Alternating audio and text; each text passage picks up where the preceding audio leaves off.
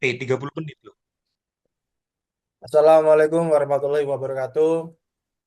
Sebelumnya kami dari kelompok 4 izinkan kami untuk perkenalan diri masing-masing. Sebelumnya perkenalkan saya Rizky Wahyudurdin dengan NIM 253. Perkenalkan nama saya Viko Novandini dengan NIM akhir 256. Perkenalkan, nama saya Vinito Adrian Prakoso dengan NIM akhir 269. Perkenalkan, nama saya Muhammad Ryan Gregisti dengan NIM akhir 298. Nama saya Siva Setro Aji dengan NIM 294. Oke, baik. Untuk selanjutnya saya persilahkan kepada Binito Adrian Prakoso untuk menjelaskan.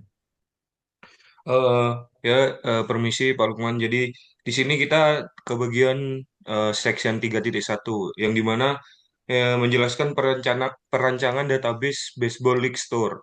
Jadi dari latar belakang proyek, sebuah toko retail kecil bernama Oracle Baseball League menjual perlengkapan baseball. Terus tim pengembang diminta untuk mengambil sistem basis data untuk mendukung operasional toko. Sistem ini harus mencerminkan aturan dan bisnis yang berjalan di OBL, dan ini adalah contoh yang perancangan database Baseball League. Ada customer, item, sales representative, item, inventory, sama order. Lanjut.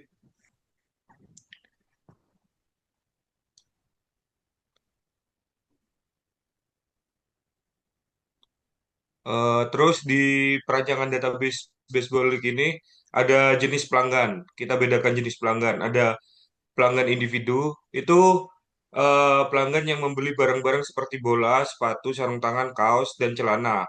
Terus ada pelanggan tim, itu membeli seragam dan perlengkapan untuk semua pemain. Dan dari kedua jenis pelanggan ini dapat membeli item yang sama dari inventaris. Lanjut. Terus lanjut ke entitas pemesanan dan pengiriman. Jadi dari semua pesanan dicatat dalam sistem termasuk rincian item yang dibeli. Pesanan bersifat tetap, tidak bisa dipindahkan ke pelanggan lain. Pelanggan dapat memiliki lebih dari satu alamat pengiriman. Namun, satu alamat hanya dimiliki oleh satu pelanggan.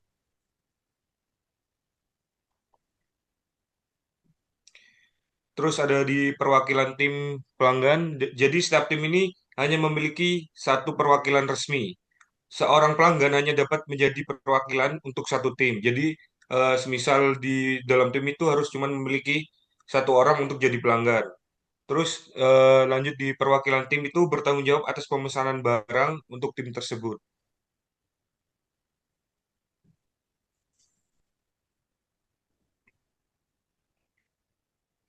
Terus lanjut ke sales representatif. Di sini ada terdapat 3 orang sales representatif di OBL. Tugas utamanya yaitu melayani pelanggan tim. Terus kadang juga menangani keluhan pelanggan individu. Salah satu sales rep berperan sebagai supervisor, bertugas membagi tim ke masing-masing sales. Terus alamat sales rep hanya disimpan yang terbaru tanpa riwayat.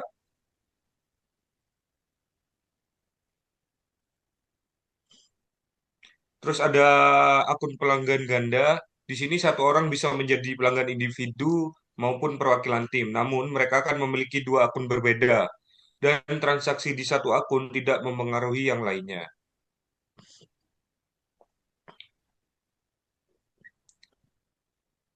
Terus lanjut ke skema kartu loyalitas. Jadi di sini OBL berencana memperkenalkan program kartu loyalitas untuk pelanggan individu.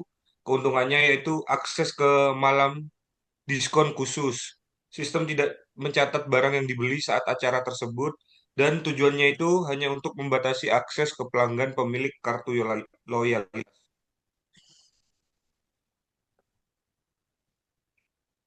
Lanjut ke manajemen harga. Sistem perlu dapat menyimpan harga barang dari waktu ke waktu. Tujuannya itu agar harga bisa diubah dengan fleksibel dan riwayat harga tetap dicatat.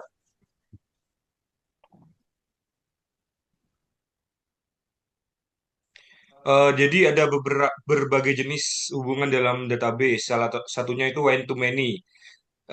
dengan contoh pelanggan ke pesanan. Jadi satu pelanggan dapat membuat banyak pesanan, tetapi satu pesanan hanya memiliki satu pelanggan. Terus ada sales representative ke tim. Jadi itu satu sales rep menangani banyak tim, tetapi satu tim hanya dapat ditangani oleh satu sales rep. Terus ada many to many dengan contoh pesanan ke item. Jadi dengan satu pesanan bisa berisi banyak item dan satu item bisa muncul di banyak pesanan. Terus ada one to one. Jadi pelanggan ke perwakilan tim. Satu perwakilan tim adalah satu pelanggan dan satu tim hanya memiliki satu perwakilan. Namun karena pelanggan bisa jadi pelanggan individu, perlu dibuat akun terpisah meski dimiliki oleh orang yang sama. Gitu. Lanjut. Ada di 3.1.2 di jenis hubungan dalam database. Ini membahas tentang hubungan non-transferable adalah hubungan antara dua entitas dalam basis data yang satu, tidak dapat dipindahkan dari satu entitas ke entitas lainnya. Dua, bersifat mandatori atau wajib. Artinya satu entitas harus berrelasi dengan entitas lain tersebut. Yang kedua, ciri-ciri hubungan non-transferable. Yang pertama itu sekali terbentuk tidak bisa diganti atau dialihkan. Yang kedua, satu entitas harus selalu memiliki pasangan entitas lainnya. Yang ketiga, seringkali bersifat satu ke satu, satu banding satu, satu satu banding banyak, dan yang bersifat wajib.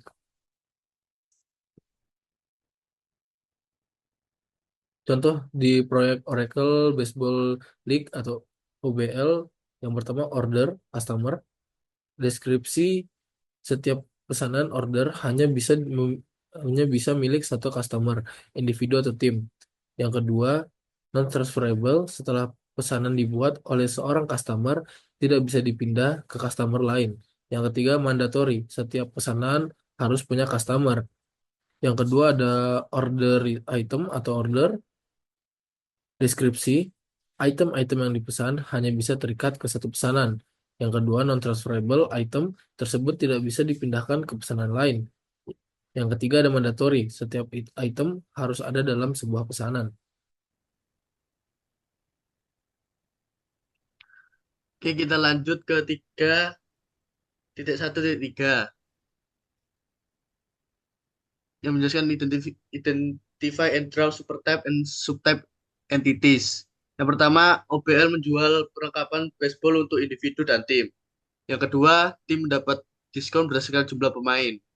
Yang ketiga, sales reps melayani tim dan menangani keluhan individu. Yang empat, proyek mendesain model data untuk sistem basis data retail OBL.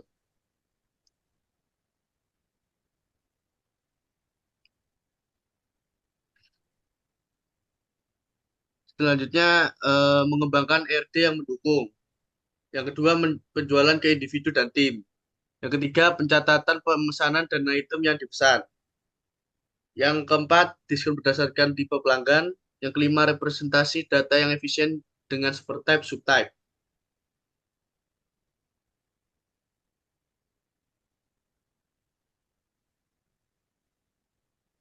Konsep supertype atau subtype. Yang pertama, supertype entitas umum dengan atribut bersama. Yang kedua, subtype entitas khusus dengan atribut atau relasi tambahan. Yang memiliki aturan, semua subtype berasal dari supertype. Tidak boleh hanya satu subtype.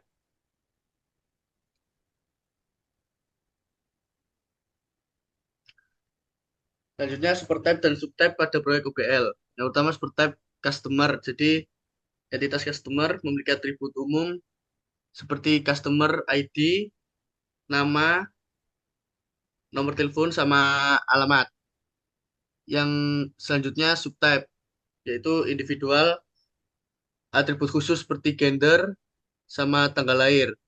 Terus yang tim memiliki atribut seperti nama tim, nomor pemain, sama diskon.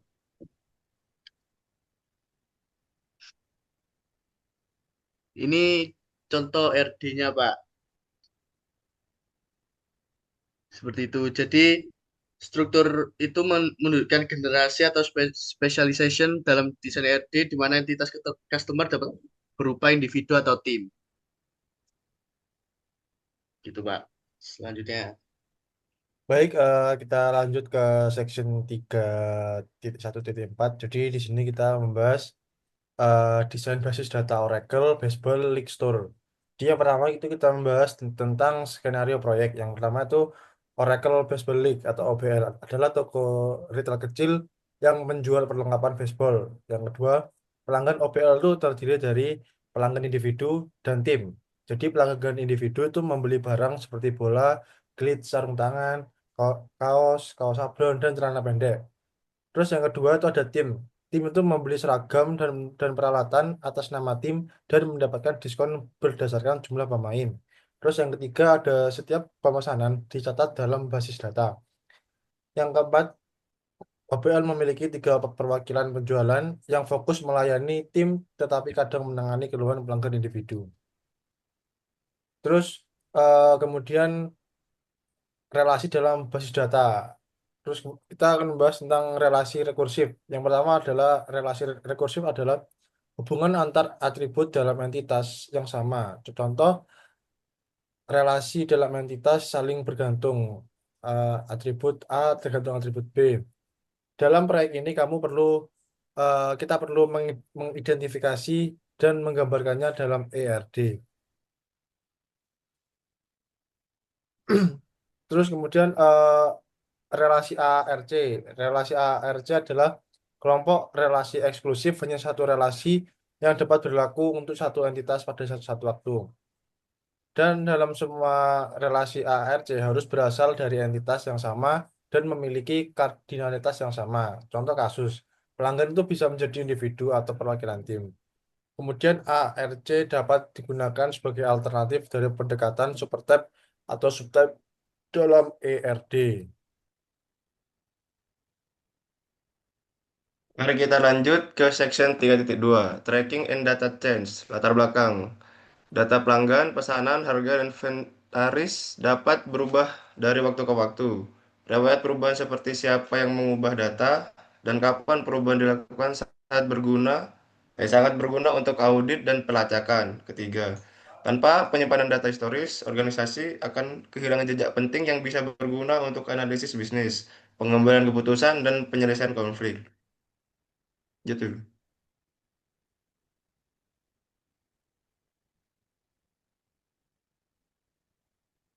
Melacak data-data yang berubah itu penting. Satu, entitas tunggal hanya dapat menyimpan satu nilai saat ini. Dua, jika data diubah, informasi histori akan hilang. Solusinya tambahkan entitas dan relasi baru untuk menyimpan data historis atau alternatif.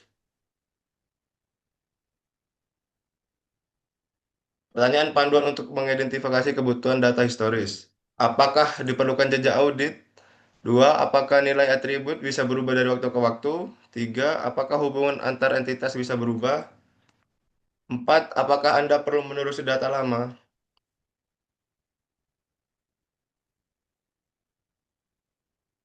Tugas latihan, gunakan skenario proyek OBL. Tambahkan entitas tambahan dan relasi yang sesuai untuk menyimpan data yang dapat berubah dari waktu ke waktu, data alternatif yang perlu disimpan. Baik, terima kasih Pak Lukman. Mungkin ini saja yang dapat kita sampaikan. Kurang lebihnya mohon maaf dari kelompok kami. Wassalamualaikum warahmatullahi wabarakatuh.